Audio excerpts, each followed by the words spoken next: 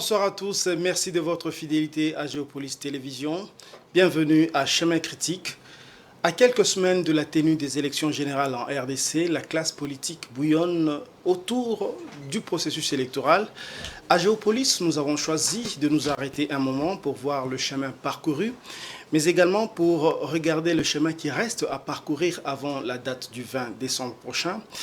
Il s'agira pour nous de comprendre le véritable enjeu de l'élection à venir, les jeux des acteurs du processus. Il faudra donc définir le bon comportement pour les acteurs, mais aussi pour la presse. Il nous faudra donc de la hauteur et de la profondeur. Et pour adopter les acteurs politiques, mais aussi la presse congolaise, il faudra donc, je disais, de la hauteur, de la profondeur.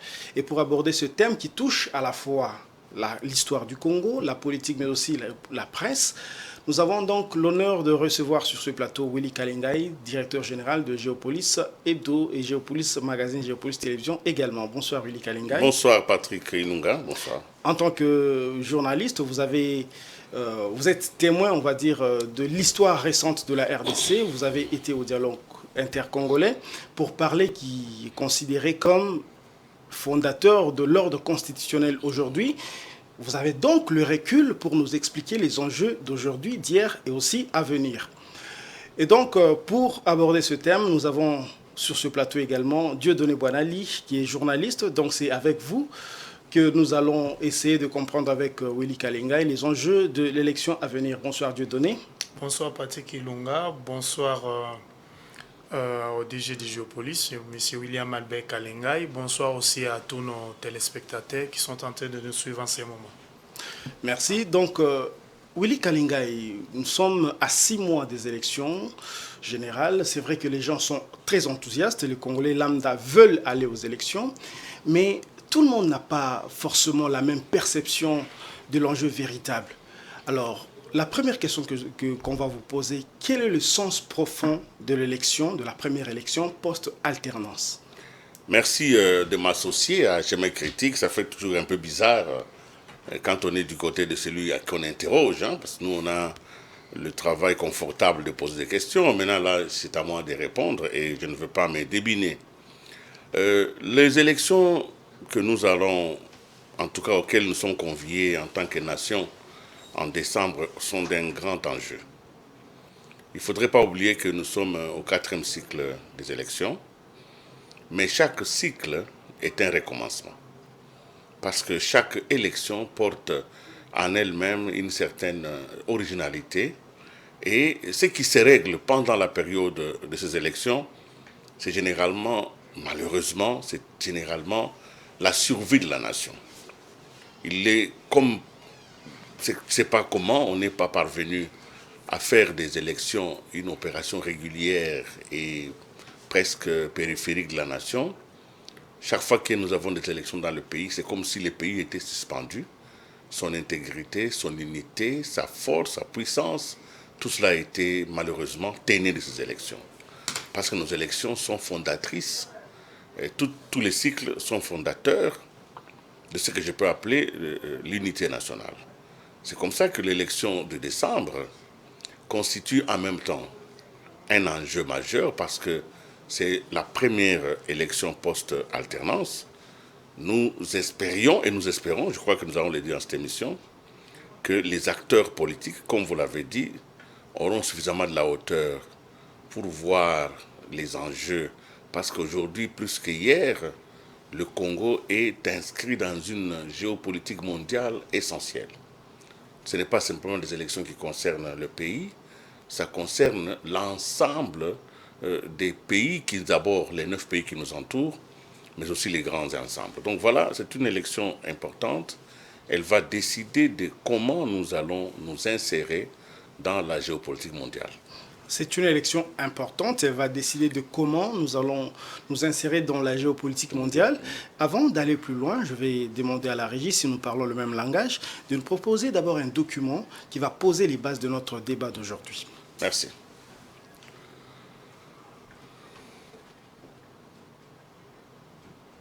La République démocratique du Congo, il est voisin d'un autre pays qui s'appelle Congo aussi, la République du Congo. La République du Congo est une ancienne colonie française, alors que la République démocratique est une ancienne colonie belge. Mais dans cette vidéo, quand je parle du Congo, je parle de la République démocratique. Le Congo fait 2,3 millions de km², ce qui classe le pays en 11e position depuis 2011. Avant 2011, le Congo était en 12e position, car il y avait le Soudan qui se hissait dans le classement, c'est avant que le Sud-Soudan ne s'en sépare. Et avant 1991, le Congo était en 11e position aussi, c'était avant l'indépendance du Kazakhstan. Depuis la division du Soudan, le Congo n'est même pas le plus grand pays d'Afrique, c'est l'Algérie. Sauf qu'à la différence de l'Algérie, sa surface c'est pas que du désert, mais plutôt de la forêt ou de la savane. Sa capitale est Kinshasa, voilà pourquoi on surnomme parfois le pays Congo-Kinshasa. L'autre est surnommé Congo-Brazzaville, car sa capitale est Brazzaville. Le Congo a une géographie fantastique, mais avant d'en parler, je propose un petit bref historique. Histoire. Le Congo est issu d'un territoire conquis par le roi des Belges. Les frontières actuelles sont dessinées en 1885 à l'issue du congrès de Berlin. On accorde ces terres au roi des Belges, Léopold II. C'est ses terres. Pas une colonie belge, c'est vraiment ses terres à lui. Il exploitera bien le territoire, ce qui entraînera la réduction de la population par 2. Il y a eu plein d'atrocités réalisées par le roi. C'était sa propriété, il faisait un peu ce qu'il voulait, il n'y avait aucune loi. Suite à la découverte de toutes ces atrocités, le Congo est donné à la Belgique directement. Il devient donc une colonie. Aujourd'hui, Léopold II est une figure très controversée, car à l'origine de ce massacre qui aurait entraîné la mort de 10 millions de personnes environ, les chiffres peuvent beaucoup varier. Le Congo devient donc une colonie belge en 1908, pour ensuite devenir un État indépendant en 1960. Le pays va connaître plusieurs phases. Entre 60 et 65, c'est la crise du Congo, période de confusion avec changement de gouvernement. En 1965, Mobutu, l'ancien chef d'état-major, prend le pouvoir et transforme le Congo en une dictature personnelle. Le pays est renommé Zaïre en 1971 et il reste au pouvoir jusqu'en 1997. Le Zaïre devient un pays aligné sur les Occidentaux et est anticommuniste. Plusieurs guerres vont concerner ce pays. Tout d'abord la guerre civile angolaise où le Zaïre soutient les rebelles anticommunistes, les guerres du Shaba qui sont des rébellions sûrement soutenues par l'Angola à la fin des années 70, et enfin dans les années 90, les guerres au Rwanda puis directement au Congo. Mobutu perd le pouvoir en 1997 suite à la rébellion menée par les troupes de Kabila. Kabila prend le pouvoir et meurt en 2001 lors de la deuxième guerre du Congo. C'est son fils qui devient président ensuite, Joseph Kabila. On peut dire que Joseph Kabila détient le pouvoir depuis 2001. Il est président jusqu'en 2019. Depuis, c'est Félix Tshisekedi le président, fils d'Étienne Tshisekedi, ancien ministre et un des plus célèbres opposants de l'histoire du Congo. Démographie. Bon, retournons à une géographie un peu plus générale pour comprendre le Congo et notamment sa démographie. Comme on peut le voir sur les images satellites, le Congo est divisé en 2 grandes zones. Une zone où il y a de la forêt dense au nord et des plaines dans la zone sud, avec parfois des forêts moins denses. Avant d'entrer dans les détails géographiques, voici un aperçu des provinces du Congo. Le Congo est divisé en 26 provinces, ce découpage existe depuis les années 2000, mais il n'a été mis en place qu'en 2015. Le pays a connu plusieurs découpages au fil des années, je vous propose de voir le découpage d'origine, qui est le plus facile à mémoriser. Dans le découpage de 1960, il n'y avait que 6 grandes provinces, c'était plus simple. Il y avait la grande province de Léopoldville, aujourd'hui divisée en 5 petites provinces. On y trouve Kinshasa, la capitale. Sa population est en croissance. Il y a quelques années, on disait que Kinshasa faisait presque 10 millions d'habitants. Aujourd'hui, elle en fait plutôt 15 millions. On pourrait même dire 17 millions avec Brazzaville, la capitale de l'autre Congo, qui est située juste en face. C'est donc une des plus grosses agglomérations d'Afrique. Ici, on a la grande province du Kasaï, aujourd'hui divisée en 5 petites provinces. On y trouve Mbuji-Mayi, 3 millions d'habitants, et Kananga, 2 millions d'habitants. Au nord, il y a la grande province de l'Équateur, aujourd'hui divisée en 5 petites provinces. C'est grand mais pas très peuplé, c'est surtout de la forêt, il n'y a pas de ville millionnaire. Au nord-est, il y a la grande province orientale, aujourd'hui divisée en 4 petites provinces. On y trouve Kisangani, qui fait 1 million d'habitants, dans son agglomération. À l'est, il y a la grande province du Kivu, divisée en 3 petites provinces. Cette division est bien antérieure au découpage de 2015, c'est une zone très peuplée. On y trouve Bukavu, 1 million d'habitants, et Goma, 2 millions d'habitants. Et enfin au sud, la plus célèbre des grandes provinces du Congo, le Katanga. Aujourd'hui divisé en 4 petites provinces, on y trouve Lubumbashi, presque 3 millions d'habitants. La deuxième ville la plus importante du Congo, le Katanga, est une région très riche. On trouve donc 7 agglomérations millionnaires dans ce grand pays. Mais j'en viens au sujet principal de ce chapitre, la population du Congo. Combien y a-t-il d'habitants dans ce grand pays ? Je me souviens que dans les années 2000, on disait que le Congo était le 2e plus grand pays francophone derrière la France. En effet, au Congo, le français est l'unique langue officielle. Et dans les années 2000, le Congo comptait environ entre 50 et 60 millions d'habitants. En 2013, le Congo a dépassé les 70 millions d'habitants, confirmant sa première position de pays francophone. Ce qui est impressionnant, c'est que le Congo ne comptait que 35 millions d'habitants en 1991, soit moitié moins qu'en 2013, et en 1960, au moment de son indépendance, il n'y en avait que 15 millions. Et aujourd'hui, il n'y a pas vraiment de statistiques récentes officielles, mais selon la CIA, en 2022, la population du Congo est estimée à 108 millions d'habitants. C'est donc presque 40 millions d'habitants gagnés en 10 ans. C'est assez énorme comme évolution. 35% de la population du pays est apparue dans les 10 dernières années. Toujours selon la CIA, le Congo est le 7e pays au monde pour la natalité, et les pays devant sont beaucoup moins peuplés. D'ici 2050, le Congo sera sûrement à 200 millions d'habitants. Depuis 2022, le Congo est le 3e pays le plus peuplé d'Afrique, derrière le Nigeria et l'Éthiopie. Le Congo vient tout juste de dépasser l'Égypte, et il dépassera bientôt l'Éthiopie. En termes de PIB, c'est moins glorieux. Le Congo est derrière plusieurs pays bien moins peuplés en Afrique, mais plus sa population augmentera, et plus son PIB aura un potentiel d'augmenter. Le Nigeria a 2 fois plus d'habitants, pour un PIB 8 fois plus gros. Il faut donc voir comment va évoluer le Congo, surtout que c'est un pays francophone, et qui pourra avoir une grande influence dans cette sphère linguistique.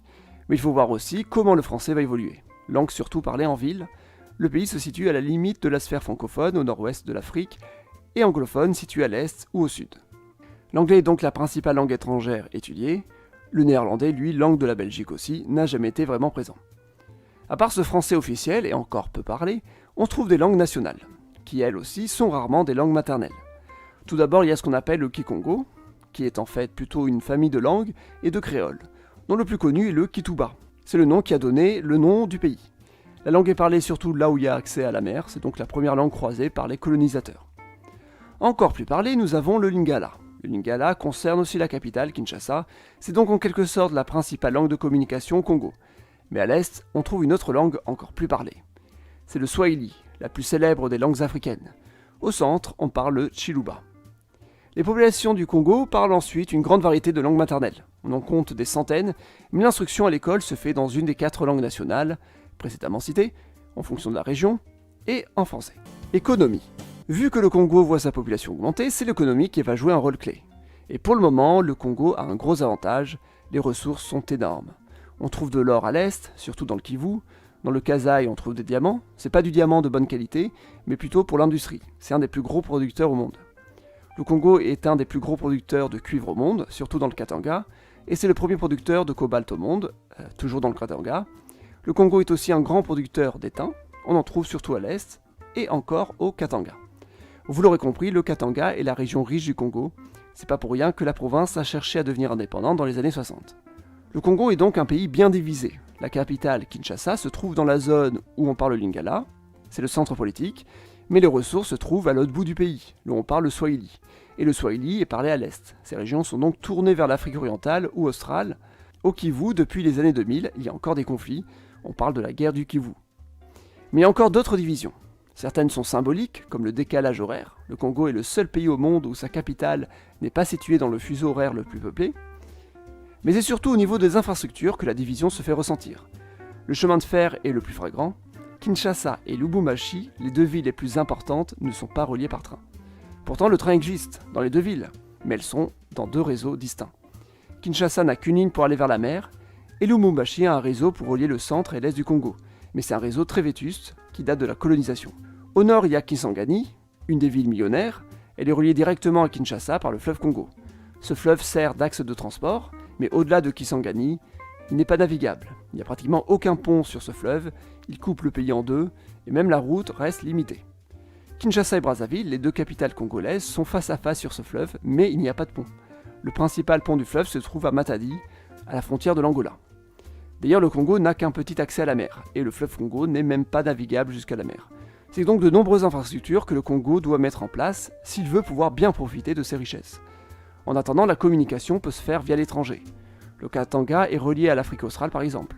Il y a évidemment d'autres problèmes, la grande corruption, 10e pays le plus corrompu au monde, et le manque de démocratie, 4e pays le moins démocratique du monde. Aujourd'hui, parmi toutes les nouvelles provinces du Congo, la plus riche est celle du Lualaba, située au Katanga. C'est là qu'on y trouve les principales ressources minières, dont sa capitale est le symbole, la ville de Kolwezi. Cette ville s'était même rebellée contre le gouvernement de Mobutu dans les années 70. Elle a même abrité de grandes populations européennes venues pour les affaires. En 78, elle est prise en otage par des rebelles, sûrement financés par l'Angola. avant d'être libéré par une opération franco-belge venue aider le gouvernement. Et bien voilà, c'est tout ce que j'avais à dire sur le Congo. Si la vidéo vous a plu, mettez un pouce bleu et abonnez-vous pour soutenir la chaîne. Merci beaucoup. Avant d'arriver. Merci pour ce document de retour sur ce plateau. C'est vrai que nous venons de suivre le document qui insiste sur la position géostratégique, mais le document, si vous avez bien suivi, insiste aussi sur les enjeux démographiques du Congo. Mais le document parle aussi des ressources stratégiques de la RDC. Mais comment passer maintenant des inquiétudes sécuritaires des élections pour que les élections soient un moment où les Congolais posent les bases d'un vrai développement?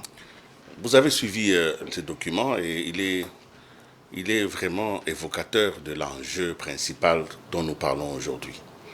D'abord, je voudrais rappeler une chose, c'est que pourquoi j'ai insisté en disant que les élections ne sont pas encore passées dans la culture démocratique. Les élections, c'est un moment d'inquiétude pour tout le monde.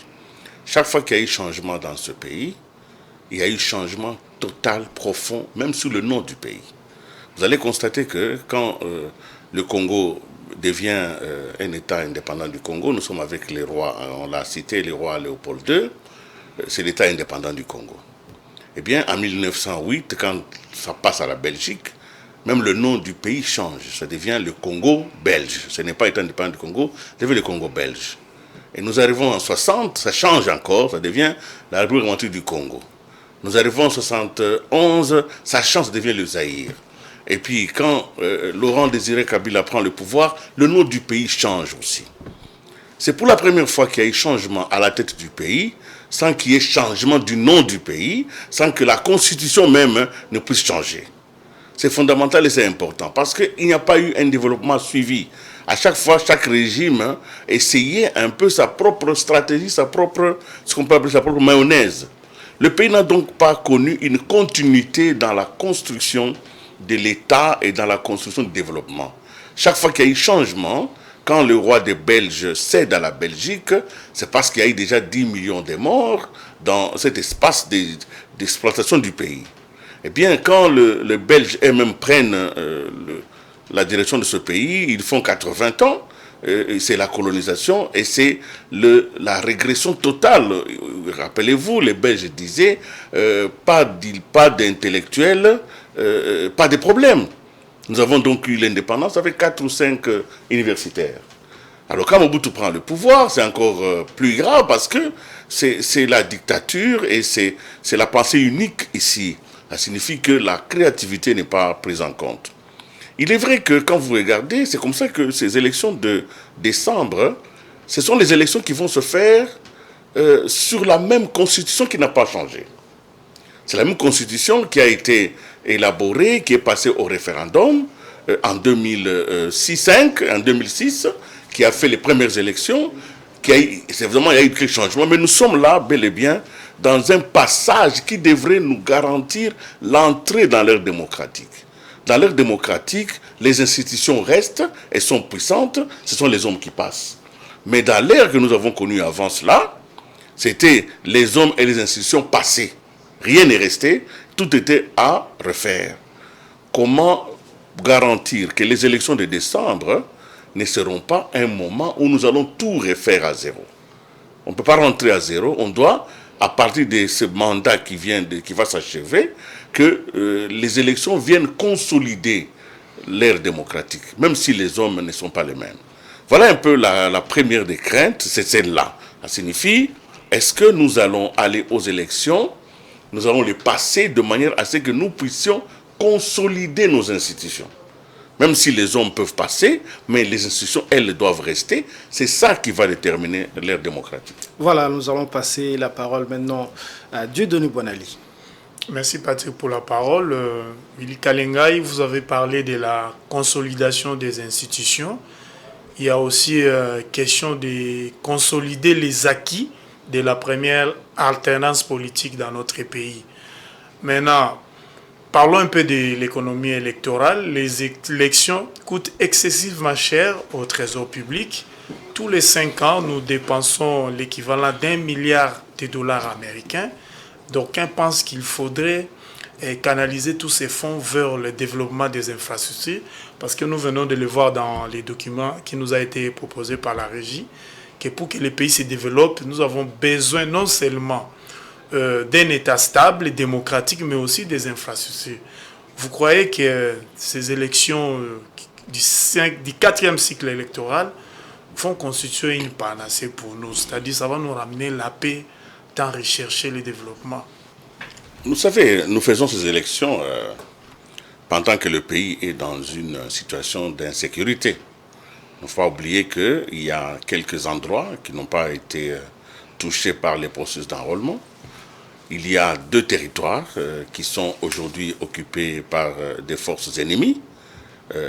Il y a notamment un certain nombre de considérations d'ordre politique qui font que on peut douter, on peut se dire mais est-ce que ça vaut la peine? Vous savez, en ce qui concerne les élections, il faut les considérer comme le moyen le plus pacifique pour gérer la question du pouvoir. Parce que les changements de pouvoir entre le roi des Belges et la Belgique, ça a coûté quand même 10 millions de morts. Il ne faut pas oublier cela. Ce changement n'a pas été un changement gratuit. C'est parce qu'il y a eu des écrits. Nous, les journalistes, il y a des journalistes qui sont venus ici, qui ont fait un plaidoyer pour dire ce qui s'est passé dans ce territoire-là était abominable. Il y avait un massacre. On en parle même d'Holocauste. Ça coûtait très cher. Il a fallu donc une décision d'autorité pour arracher au roi des Belges la gestion de ce pays. Regardez la deuxième alternance, pas alternance, changement en 60. Ça coûtait cher. N'oubliez pas le 4 janvier 59. N'oubliez pas tout ce qu'il y a eu comme combat pour que les pères fondateurs ont réclamé l'indépendance. Mais regardez les changements qui est arrivé avec Kasavubu, c'était un coup d'État. Regardez les changements avec Mobutu, c'était aussi un coup de force. Il est donc important que l'on comprenne que les prix des élections, c'est en réalité les prix de la paix. C'est les prix qu'il faut payer pour que la notion de pouvoir soit gérée de manière pacifique. Ça ne coûte pas cher que de consacrer $1 milliard pour choisir des dirigeants du pays qui vont décider de l'avenir. C'est vrai qu'on peut se dire, bon, nous prenons $1 milliard, nous mettons dans les infrastructures, et puis le lendemain c'est la guerre, et puis le lendemain les chefs de guerre reviennent et nous allons perdre tout. Il ne faut pas comparer les deux. Les coûts démocratiques, la démocratie ça a un coût. La démocratie ça coûte cher. Comme nous avons choisi les changements pacifiques, comme nous avons refusé la loi de la jungle, la loi du plus fort, nous avons dit non, nous allons prendre celui qui a le programme le mieux disant, celui qui, ensemble avec les peuples, va amener les peuples vers le changement, vers le progrès. Celui-là, il aura les voix du peuple et ça se fera de manière pacifique. C'est comme ça que, vous avez tout à l'heure dit que j'étais à Sen City, c'est comme ça que le pacte républicain qui a été signé à Sen City en 2002, c'était celui-là. Jamais personne ne prendra le pouvoir par la force dans ce pays. Tous les acteurs qui étaient là, les gouvernements, les rébellions et surtout les entités, même la société civile, tous ont signé un pacte républicain qui disait que personne ne peut, dans une certaine mesure, prendre le pouvoir par la force. Et le même pacte républicain disait aussi que personne ne peut prendre le pouvoir, faire 2 mandats, prendre un 3e mandat.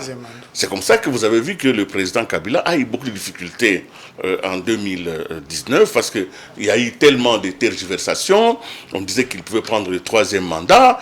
Il y a eu des marches et tout ça et des morts. Mais lui-même, quand il a pris la parole, il a dit « j'ai parole de soldat, je ne me représenterai plus ». Parce qu'il obéissait d'une certaine mesure au pacte républicain qui existe. Ce pacte-là veut que les hommes politiques, ceux qui veulent prendre le pouvoir, doivent, dans une certaine mesure, accepter l'alternance. Cette alternance-là, ça signifie, vous prenez une fois, vous prenez 2 fois, mais ne revenez pas la 3e fois. C'est dans les pactes dont on ne parle pas beaucoup. La Constitution elle-même, elle a essayé de consacrer cette réalité. Nous sommes donc dans une situation où nous ne pouvons pas nous épargner, faire l'économie des moyens pour faire de bonnes élections. Vous avez vu vous-même l'étendue de notre pays. Vous avez vu l'enjeu qu'il y a. Il suffit seulement qu'il y ait un chaos à l'intérieur de ce territoire de 2 millions de kilomètres carrés pour que, je ne veux pas, le mot peut-être très péjoratif, mais les ordres, nous allons être envahis ici. Nous allons avoir 9 armées. D'ailleurs, nous avons connu même 9 armées à un moment donné, pendant la guerre de la rébellion. Il y a eu 9 armées dans ce pays. Nous aurons donc un chaos terrible et l'État va disparaître. Je pense, et pour terminer cette partie, que le coût des élections, c'est le coût qu'il nous faut de manière historique consentir pour que nous puissions rester unis en tant que nation, pour que la question de la force, la gestion de la force et du pouvoir soit une gestion civilisée, une gestion intégrée. Voilà, vous faites bien de rappeler les événements historiques, mais en même temps, avoir la classe politique aujourd'hui, les acteurs politiques sont tellement opposés, les antagonismes font craindre des crises multiformes après les élections. A-t-on vraiment appris des événements passés? Où allons-nous finalement? J'espère que les hommes politiques ont appris, parce que sinon, pourquoi ferait-il de la politique?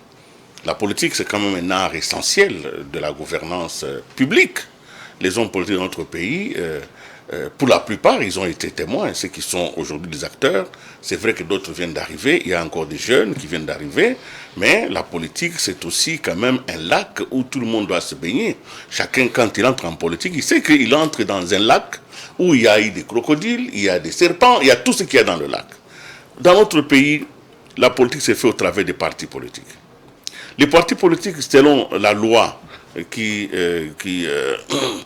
régule un peu l'activité des partis politiques, ont un rôle majeur. Les partis politiques doivent constituer des chemins de la mémoire collective. Ce n'est pas simplement des organisations pour pouvoir prendre le pouvoir, mais les partis politiques accumulent au fil des années la connaissance de l'expérience politique. Et celui qui entre dans un parti politique, il est censé être connecté au moins à une voie historique. C'est comme ça que les partis ont des fondateurs, parce qu'on suppose que là où il y a des fondateurs, il y a des continuateurs. Alors, nous sommes dans cette génération qui est issue de Sun City. Ça signifie, nous avons choisi, nous en tant que Congo, de ne jamais accepter que quelqu'un arrive au pouvoir par les armes. C'est ça le pacte républicain. Alors, les antagonismes d'aujourd'hui, en réalité, je les perçois comme des antagonismes un tout petit peu alimentaires, parce que quand vous regardez, vous voyez que tous ceux qui sont au pouvoir aujourd'hui, si vous reculez de 5 ans, tous étaient ensemble. Tous étaient ensemble. Quand vous regardez, il y a quelques années, les rassemblements à l'époque, qui s'opposaient un peu à la majorité présidentielle du président Kabila, tous étaient ensemble.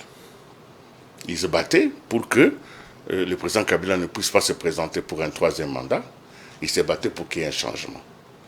Ils l'ont obtenu parce que nous avons eu des élections auxquelles le président Kabila ne s'est pas présenté. Il y a eu un changement, il y a eu un opposant qui est arrivé au pouvoir. Je peux comprendre que la pensée unique n'étant pas le mode d'emploi en politique, que certains puissent s'opposer, et c'est bien qu'il y ait une opposition. Mais est-ce que l'opposition et la majorité vont évoluer pour éclater le pacte républicain? Est-ce que le fait que les gens soient opposés sur les modalités d'exercice du pouvoir peut mettre en danger la cohésion nationale et l'unité nationale? Cette question, nous la posons aux hommes politiques. Pensez-vous être suffisamment en opposition pour que nous soyons comme la Belgique et le roi Léopold II? Pour que nous soyons comme Mobutu et la Première République? Est-ce que l'opposition d'aujourd'hui est une opposition sur la Constitution, sur le nom du pays, sur même... Non, c'est une opposition sur la manière dont sont gérées les différentes politiques publiques. Donc cette opposition-là, je pense qu'elle est républicaine. En tant que position républicaine, elle ne peut pas mettre en danger sa propre survie en mettant en danger la survie de la nation par des élections contestées. Moi, je pense qu'aujourd'hui, et je le dis en âme et conscience, il y aura élection. J'espère qu'il y aura élection et qu'on va respecter les délais constitutionnels. Mais j'espère aussi que la CENI, qui est au cœur de cette organisation, se rend bien compte qu'il y a un malaise au sein de l'opinion. Et que toutes les tendances, surtout certaines de l'opposition, n'ont pas encore compris sa façon d'agir. Les élections, c'est une question de consensus. générale autour des parties prenantes.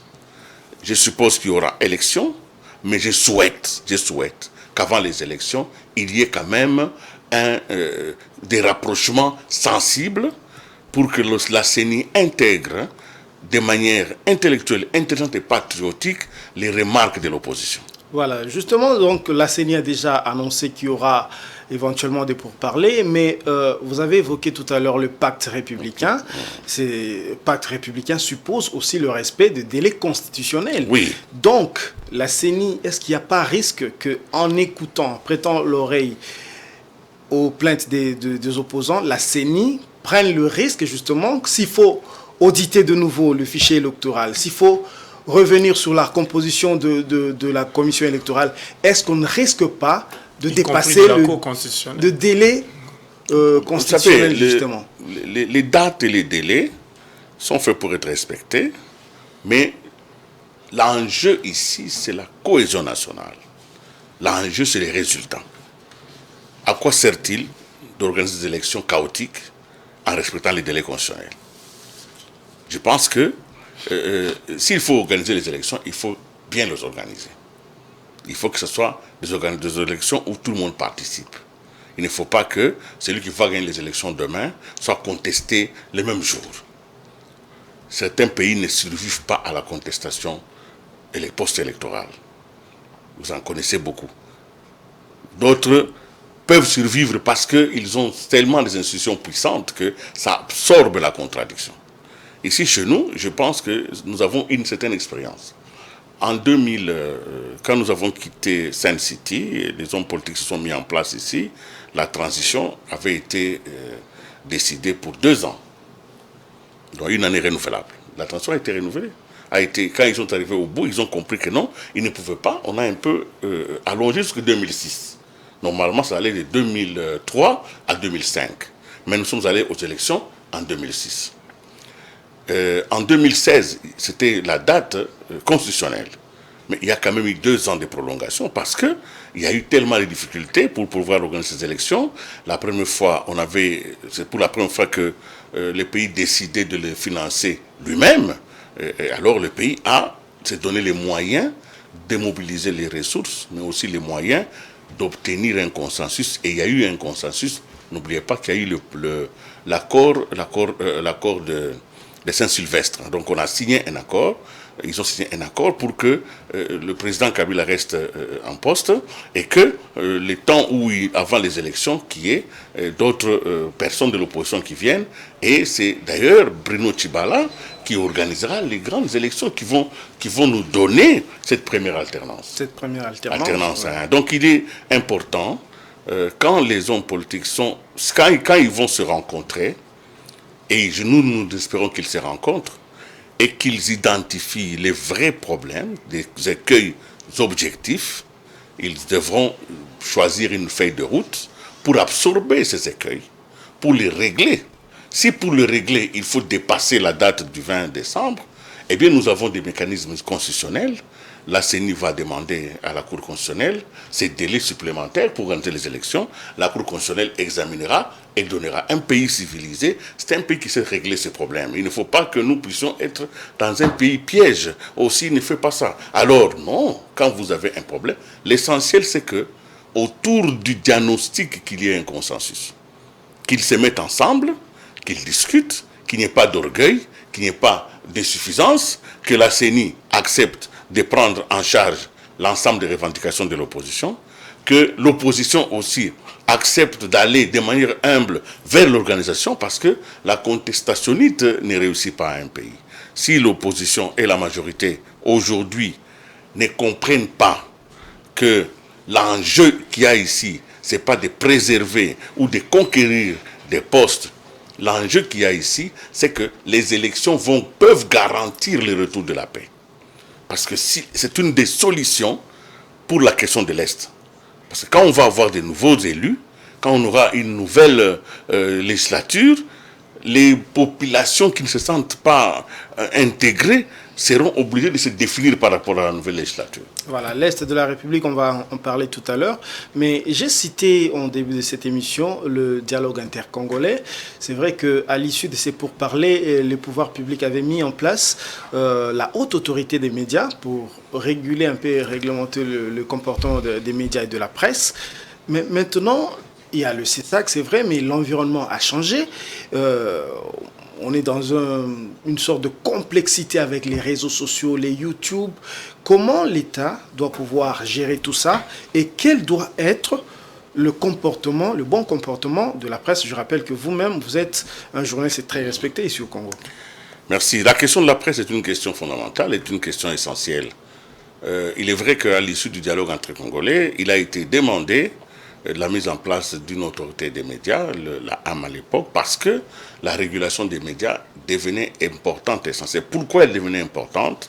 Parce que nous avions un pays divisé, un pays qui était pratiquement avec 3 administrations. Nous avions une administration à Goma, une administration du côté de Badolité avec les MLC, nous avons une administration ici à Kinshasa, et puis il y avait des petites administrations locales, etc., des chefs rebelles, qui à Isiro, qui à Beni Butembo. Donc il y avait quand même, le pays était divisé.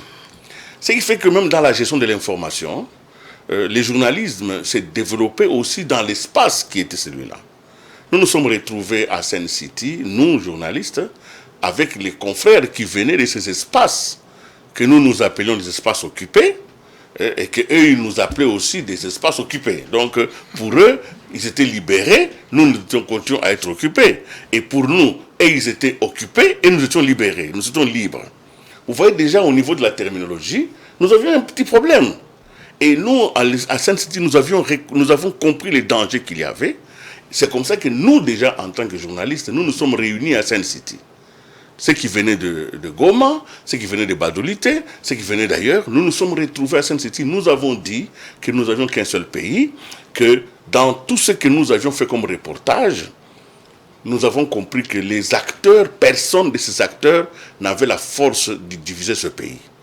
Nous avons demandé, est-ce que l'RCD, vous êtes avec l'RCD, est-ce que l'RCD veut diviser le pays? On dit non, non, non, non, l'RCD c'est pas pour que l'unité revienne. Nous avons demandé au MLC, des journalistes, hein, quand nous nous sommes rendus compte que tous, nous faisons des reportages avec des acteurs qui ne voulaient pas de la balkanisation. Nous avons dit donc, nous-mêmes, nous allons commencer ce travail.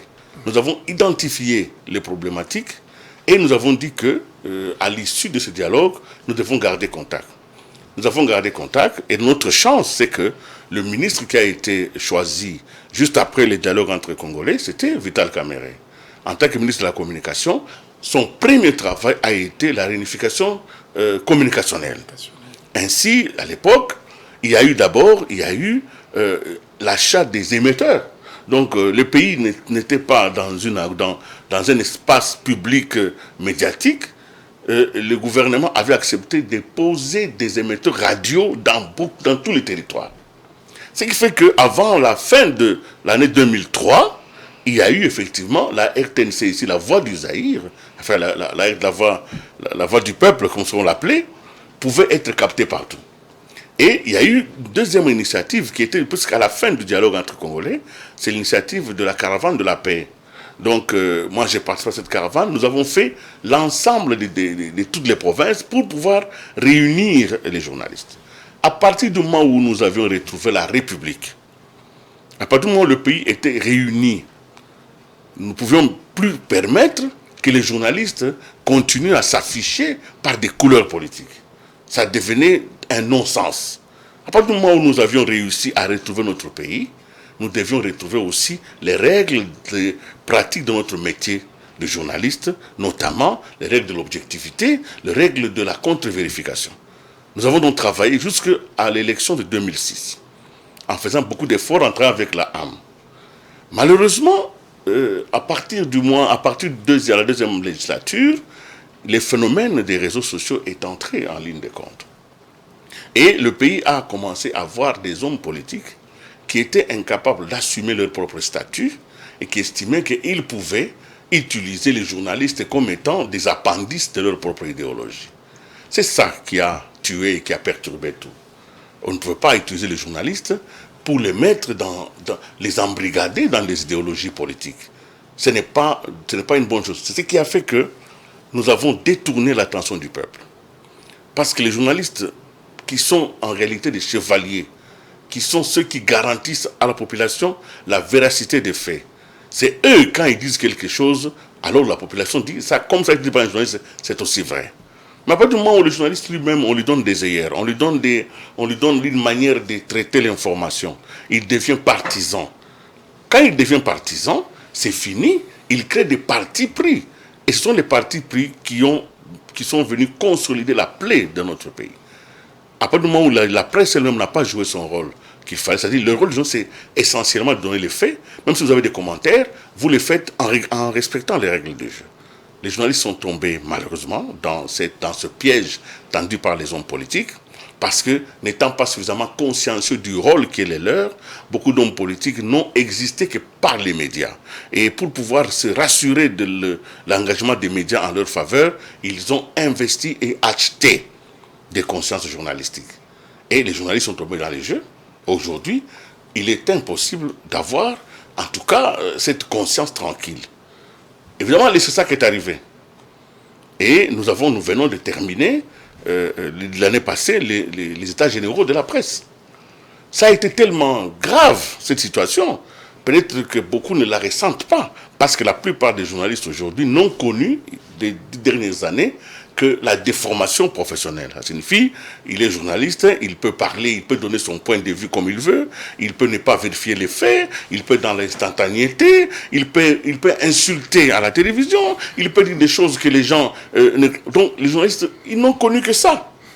Ce qui fait que, quand nous sommes arrivés aux états généraux de la presse, nous nous sommes tous rendus compte de la nécessité, et c'est le chef de l'État qui nous prêtera le mot. Même si j'ai été vraiment choqué qu'on nous dise ça de nous, mais on a dit salubrité médiatique. Donc il faut nettoyer la presse. Sinon, elle va devenir le poison par lequel le pays va s'effondrer. Si les journalistes ne prennent pas conscience qu'ils ont un pouvoir qui ne peuvent céder à personne. Parce que nous cédons notre pouvoir aux hommes politiques, à ceux qui payent, à ceux qui nous instrumentalisent. Le pouvoir que nous avons est un pouvoir qui nous est confié par le peuple. C'est le peuple qui confie le pouvoir aux journalistes. Pourquoi? Parce que le droit à l'information est un des droits fondamentaux de l'homme. Donc comme nous sommes ceux qui travaillons pour que ce droit soit accompli, nous ne pouvons céder notre pouvoir à personne. Nous devons servir tout le monde de manière loyale. Et nous servons l'opinion. Nous pouvons servir même les hommes politiques, mais en gardant les règles du jeu. C'est comme ça qu'aujourd'hui, vous voyez, nous sommes comme dans un pays totalement en crise. Nous avons l'impression que les hommes politiques sont prêts à s'arracher les cheveux. Mais en réalité, ce n'est pas eux. Eux, ils s'entendent parfois. Ils discutent, ils causent. Mais comme il y a des journalistes soldats, c'est-à-dire que ce sont les armées qui sont en guerre. Donc ils instrumentalisent la presse en quelque sorte. Mais bien sûr, la presse aussi, certaines presses se laissent faire. Ce sont les soldats dans la presse qui sont en guerre.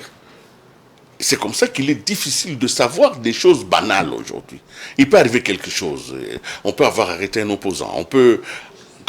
Après combien de temps peut-on vérifier les faits? Vous voyez, à partir du moment où un fait est arrivé, avant même que l'on sache exactement ce qui est arrivé, les commentaires l'ont déjà tué, l'ont déjà presque même enterré. Voilà cette difficulté que nous avons. Voilà, nous allons entamer la dernière ligne droite de notre émission. On va dire déjà bienvenue si vous venez de nous rejoindre, chers téléspectateurs. Nous sommes en direct et vous suivez Chemin Critique. Nous sommes en direct à la télé, également en direct sur notre chaîne YouTube Géopolis Télévision. Avant de finir en tout cas cette émission, on va retourner à la régie pour demander un autre élément qui va nous amener à la conclusion de cette émission. Plus de 4 ans après la défaite du M23, une multitude de factions armées sévissent toujours dans l'est du Congo, notamment dans les régions du Kivu et de l'Ituri. On en compterait plus d'une centaine, très hétéroclites, composées d'une vingtaine d'hommes à quelques milliers. Certains ont des revendications politiques qui restent parfois très floues, d'autres sont plus simplement des groupes de pillards que des milices rebelles, et d'autres sont des milices d'autodéfense formées dans les villages pour lutter contre les pillages. Cette fragmentation est un moindre mal pour le gouvernement, car aucun groupe n'a la force de menacer directement Kinshasa et le pouvoir central. La population, en revanche, est comme toujours en première ligne.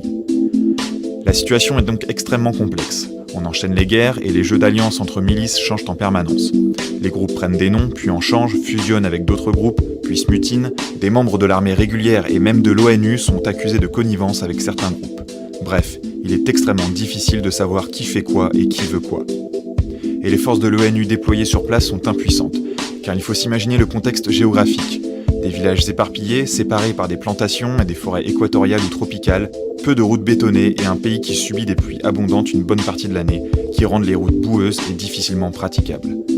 Difficile dans ces conditions de traquer des groupes rebelles ou d'avoir une vision claire de la situation.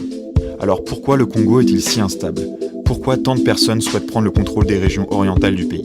Il existe des tensions entre ethnies rivales, c'est évident, mais nous allons voir que des motivations économiques sont aussi largement responsables. Il faut savoir que l'Est du Congo regorge littéralement de ressources minières. On y trouve notamment de l'or, de l'étain, du coltan, du tungstène, des diamants et bien d'autres. Ces ressources sont vitales pour de nombreuses industries. Nous pouvons citer l'industrie automobile, l'aérospatiale, les hautes technologies ou encore la joaillerie. La seule région du Kivu abriterait entre 60 et 80% des réserves mondiales connues de coltan, minerai utilisé dans l'électronique. Ces ressources ont toujours attiré les pays étrangers. Des rapports de l'ONU confirment que les actions des gouvernements rwandais et ougandais sont au moins en partie motivées par l'accaparation de ces ressources. On voit donc que les conflits sont loin de se résumer à des rivalités ethniques. Actuellement, certaines mines sont contrôlées par des milices. Les mineurs sont taxés et l'argent récolté sert à acheter armes, munitions, vivres et donc participe à l'entretien des rébellions. Le problème réside dans la traçabilité des minerais. Lorsque ceux-ci sont extraits des mines, les mineurs vont les vendre à des revendeurs qui les revendent eux-mêmes à des comptoirs qui eux-mêmes les revendent en passant par des sociétés de trading, souvent occidentales. Après cela, les minerais sont acheminés bien souvent vers les pays asiatiques qui fabriquent tout un tas d'appareils. Le problème, c'est que lors des transactions, les bons de commande indiquent par exemple la quantité de minerais, le destinataire, le comptoir expéditeur, mais rarement la mine d'origine. Il est donc impossible de savoir si les minerais achetés proviennent d'une mine tenue par des milices ou non. Et quand bien même l'origine serait indiquée, comment savoir si telle mine était tenue par une milice au moment de l'extraction ? Donc lorsque l'on entend qu'il faut que les entreprises occidentales se renseignent sur la provenance des minerais, il ne faut pas se voiler la face, c'est tout bonnement impossible. Alors certaines associations et ONG appellent les consommateurs à ne plus acheter les biens contenant du minerai congolais. Mais beaucoup de villages survivent néanmoins grâce aux mines, et ont besoin de ces minerais pour subvenir à leurs besoins. De plus, si les minerais ne se vendaient plus, les groupes armés pilleraient alors davantage les récoltes, le bétail, le bois rare ou autre. Ce n'est donc pas une solution.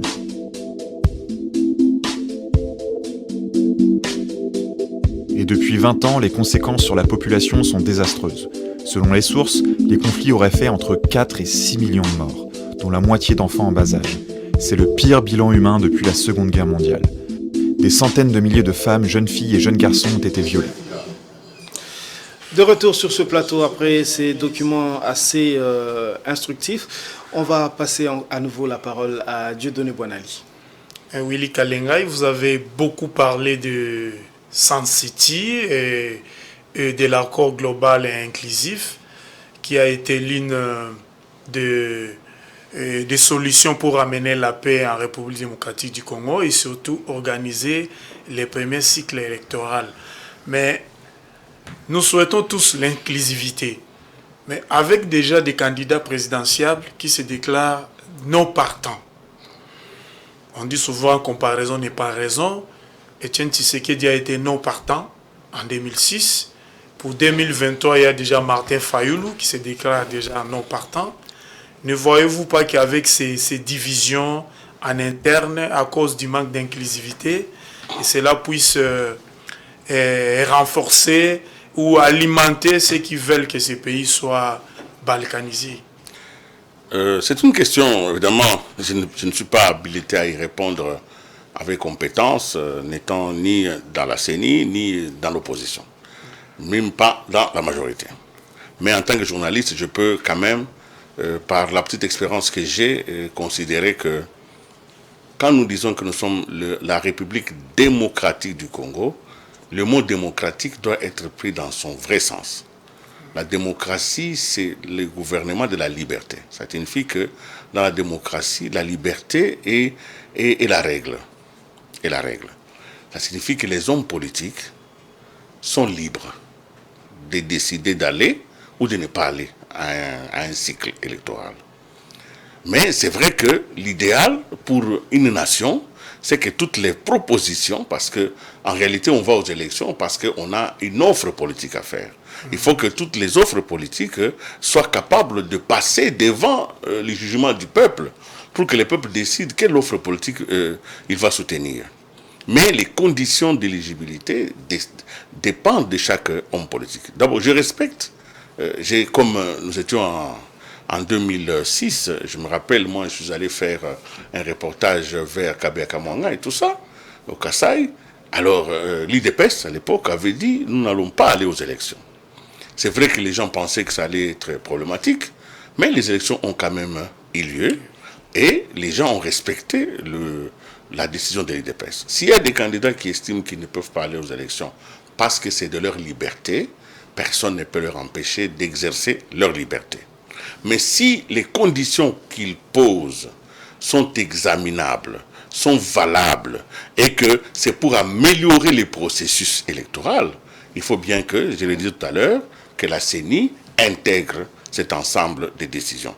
Et je crois que le candidat qui a dit qu'il n'a pas dit qu'il n'allait pas aller aux élections, il a dit qu'il ne va pas boycotter les élections, mais il ne peut pas se donner le luxe de ne pas critiquer, de ne pas demander l'amélioration. J'espère que tout le monde va aller aux élections pour que nous ayons ce passage obligé d'avoir un changement qualitatif, d'avoir des élus sans que ce soit des élus autoproclamés par la guerre, par la violence.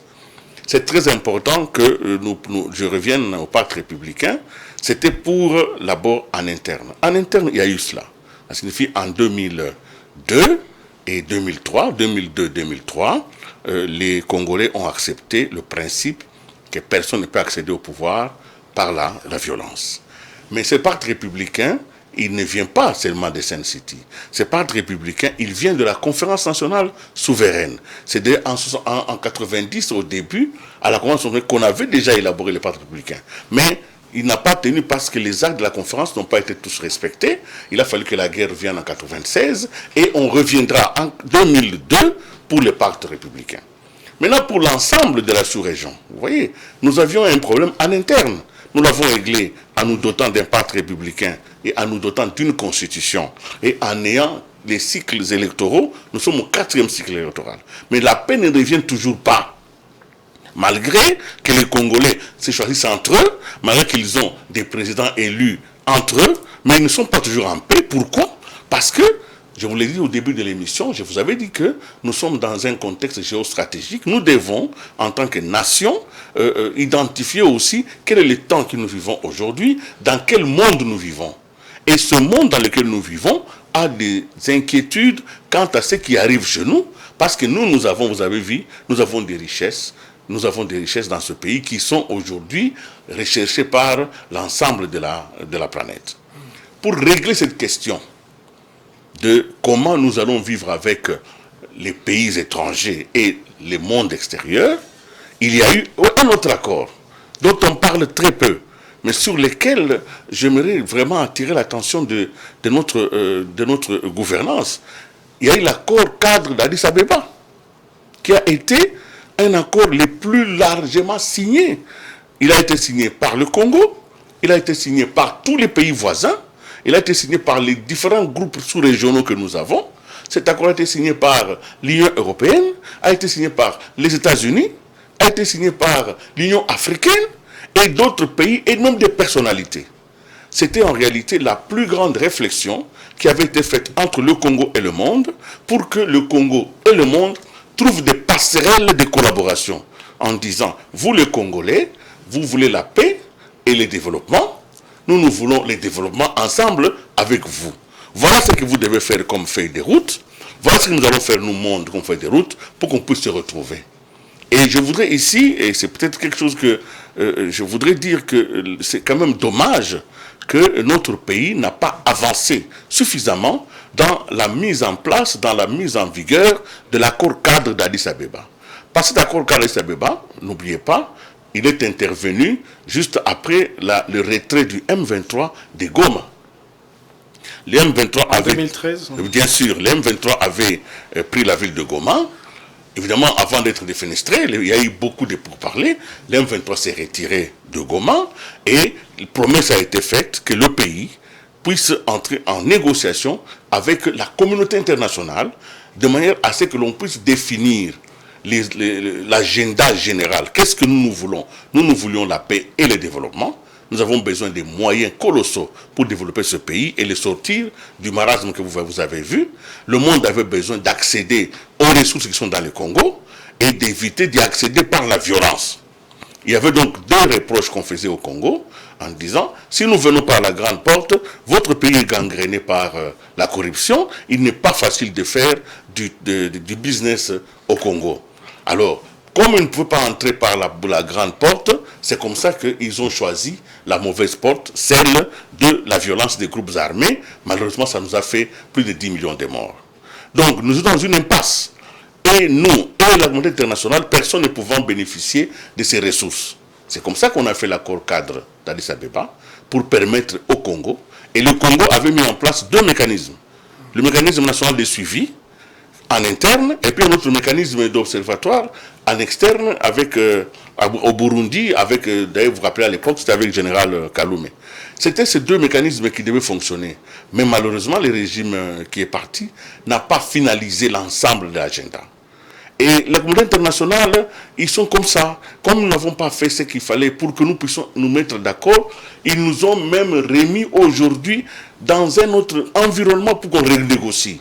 Vous avez suivi, bien sûr, vous avez suivi Moustapha Faki qui a dit que le Congo doit négocier, mais ce n'est pas les M23 en réalité. Derrière les M23, il y a une certaine communauté internationale qui estime que le Congo doit revenir à la table de négociation, pas pour négocier les questions locales, non, c'est pour négocier comment le monde va accéder aux ressources du Congo. Voilà, c'est pourquoi on parle de l'enjeu géostratégique, justement. Bien sûr, oui.